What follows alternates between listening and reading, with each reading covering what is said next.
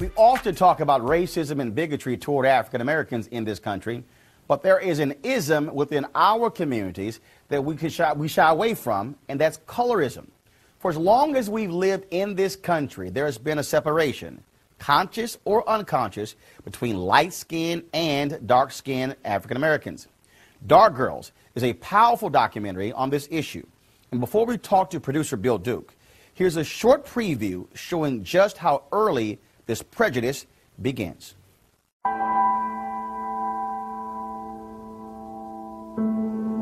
Show me the smart child. And why is she the smart child? Because she is white.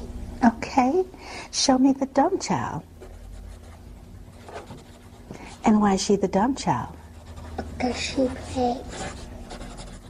Well, show me the ugly child. And why is she the ugly child? Because she black. Show me the good-looking child. And why is she the good-looking child? Because she light-skinned. A friend of mine had recently had a baby. And so, you know, it was my first time seeing a baby, and the baby was beautiful. And she said, "Girl, I'm so glad she didn't come out dark." Joining me now to talk about the documentary and some of the issues covered in it are producer-directors Bill Duke and Dee Chanson-Berry. And Sophia Nelson is back. She's the author of Black Woman Redefined. Folks, welcome to Washington Watch. Thank you so much for having us. What's interesting is you talk about this documentary, but just in the past week or so, you saw the ad come out for Beyonce's new album. And what has been the conversation? How in this ad, she literally looks white. And this is the second time that's come up, the question of a photographer changing it to make her appear to be more white, look like she'll have blonde hair in this ad, in an ad to promote her own album.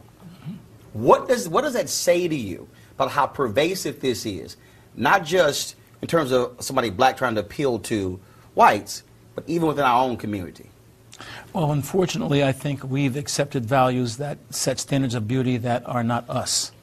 And as a result of that, as you saw this small child, unfortunately, at a very, very, very young age, whatever they look like is not beautiful enough. And so they try to be something other, and we sell them products to do that. And I think whoever's selling that ad thinks in the same way, unfortunately. When you see, or when you hear folks talk about black power and black is beautiful and all those affirmations, and yet you still see in 2012, this still exists. What was it like for you to sit there and listen to the stories and see the kids point those different things out as you were directing this? You know what, Roland, it was painful but familiar.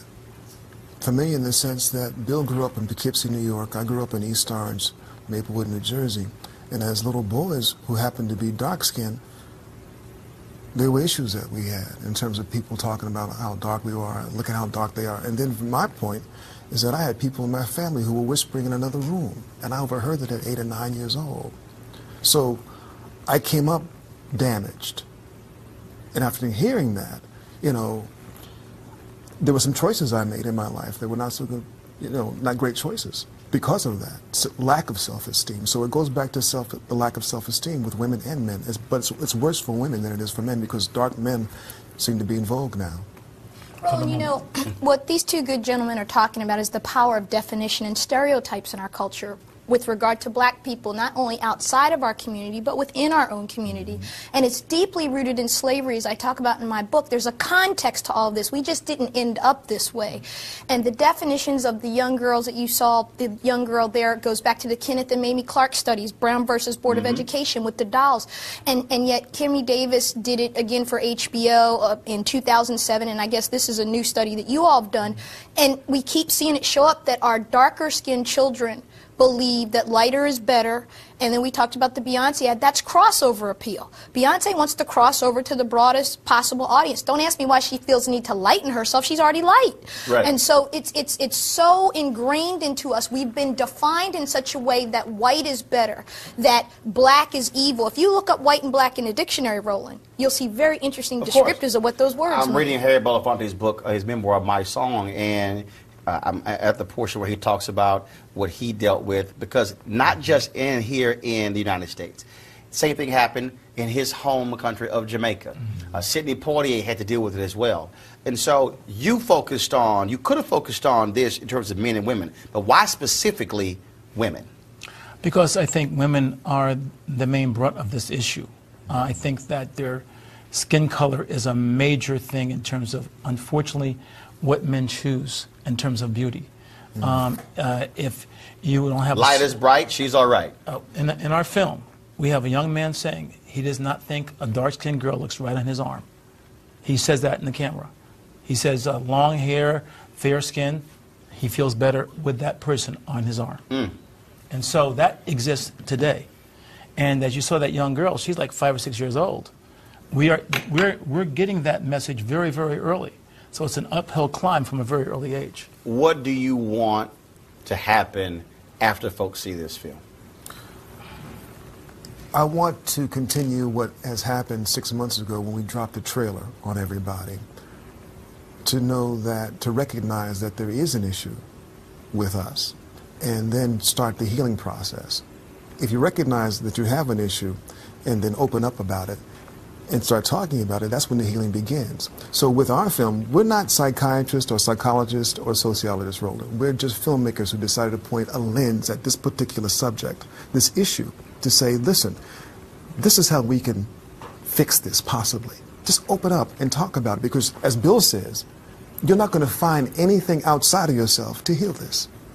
It's going to come from within. So if folks want to see the documentary come to their city, where do they go? What website they can reach out to you guys and say, hey, we'd love to have it in our city? OfficialDarkGirlsMovie.com. OfficialDarkGirlsMovie.com. I thank you so very much and look forward to it. Thanks for having us on. All right. Always a pleasure. Thank you so much. Folks, I need you to review a performance, though.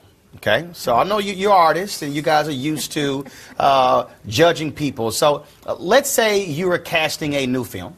Okay. And you need somebody who can sing a part in your film. And so put on your director, producer hat and please judge this contestant.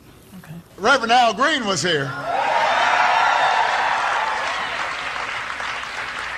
I'm so in love with you.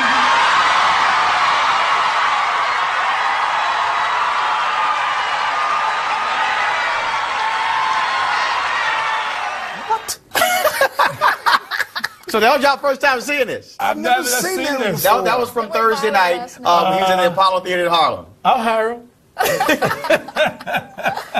You gotta love that, man. gotta sign that boy up. He got a future. He's got a future. There you go. Got a future. He's got a future.